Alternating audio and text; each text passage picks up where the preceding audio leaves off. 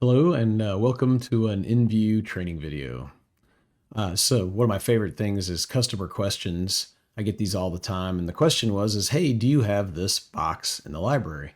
And we don't actually have this box, but we have lots of boxes that are similar or close, and we can, if you got EngView Standard, you can use parametric components or CAD or whatever, and you can turn this box into whatever box you want. So let's go ahead and make this box. So I'm going to jump into EngView. I'm going to click on my packaging library up here, and I'm going to jump into the packaging library. And in our case, we'll go into folding carton because that looked like a folding carton box to me. We'll come down to glued boxes, rectangular boxes. Now we can't really see the back on this box, but you know what? I'm going to go ahead and just do like a crash lock with it. So you can see I got a tuck lock, snap lock, crash lock. And let's go ahead and just take this one that looks close enough. And we'll open it up into EngView.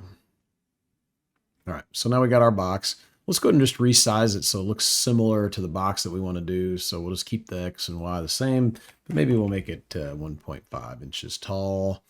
And now we'll take this, and you can kind of see there's our box. Let's actually look at it in a transparent view.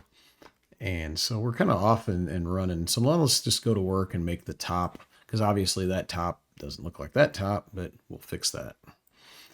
So I'm going to get rid of some stuff I don't need. So the first thing I'll do is I'll just draw a box around these two, and I'm going to hit Control Delete that off. I don't really want this tab here, but we can go ahead and keep this parametric component that we have right here. So it's a rectangle with a layer. And let's just go ahead and bring in one also like that. So we're going to grab a Synergy component. We'll go ahead and go to our individual components, our geometric shapes, and we will grab a rectangle with a layer, and we'll snap it out there. We'll just use the same parameters, luckily, as the other one came in with. And let's go and get a trapezoid. And we have a bunch of different options in here. We don't need another layer because we already have one. We have this one that has the angles. That's what I like to use a lot. But in this case, it's going to be easier to set the distance in the middle here by having actual lengths on the sides. So let's just drag this one into place. We'll snap it into place. And isn't that cool with parametrics? You just grab them, you snap it into place. Now, if you'll notice, I can adjust both sides of this, but we're going to adjust them the same. So I'm going to uncheck this box, and I'm going to basically copy this value into the other one. And this is just the name that came in. We could give it any name, but in our case, we're going to just use that same name, say OK. And now we'll drag in the same one again and say OK. So now we're getting close here. So let's get rid of this crease in the middle. So I'm going to hold Control and Shift. I'm going to click on that line, and I'm going to hide it. I just right click there, do the same thing. I get these little bubbles when I hit Control and Shift at the same time. Right click and hide it. All right, now they're a little bit long. So we're going to start using some math to get them kind of the length we want. So first we have this pH value that was down here.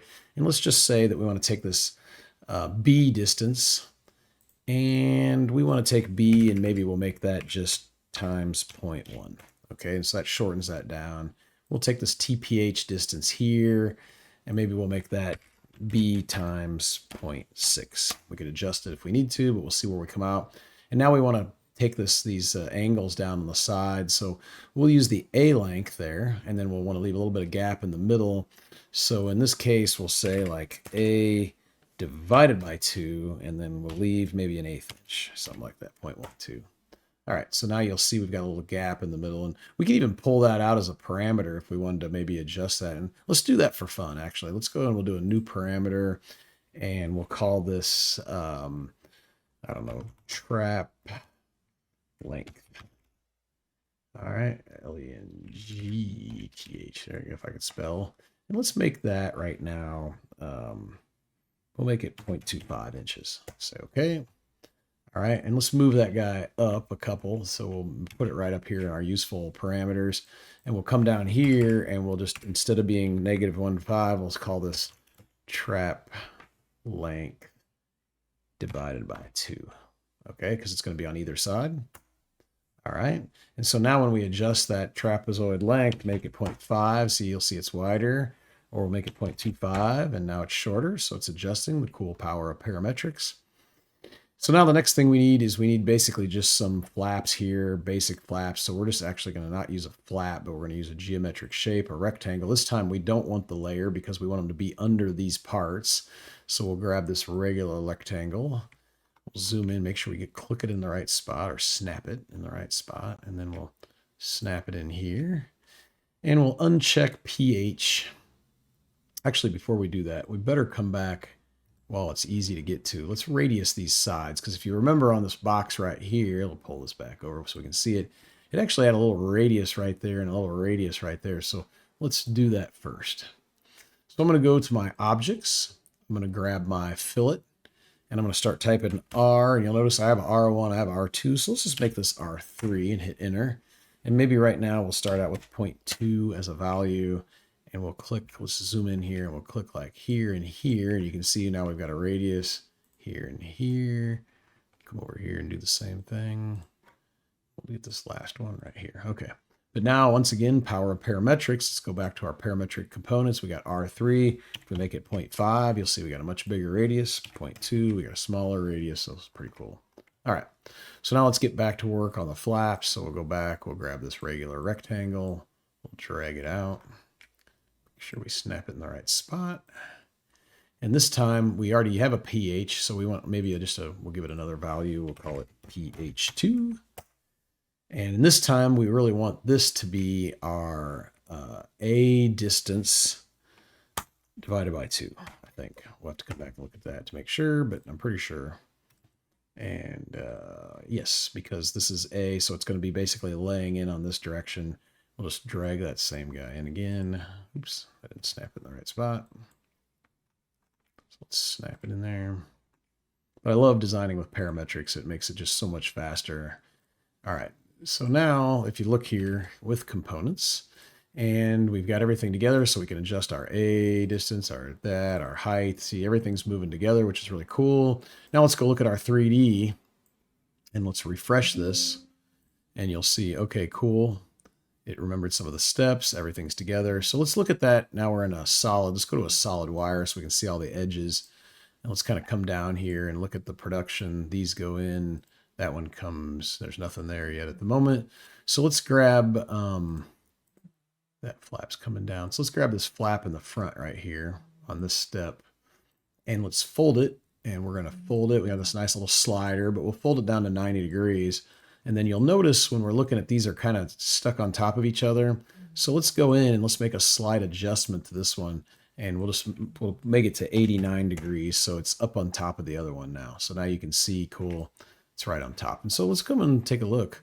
That box is really kind of starting to look like our box there. So which is pretty cool. But maybe we'll adjust it a little bit because now it's parametric. So we can come down here and we could say, hey, let's make this 3 by 2 by maybe 1. And we'll look at it and we'll refresh it. And there you go. We can even go look through real quick and see the production phase and everything. So we'll play through this. Our box is coming together, making the crash lock bottom, which is cool.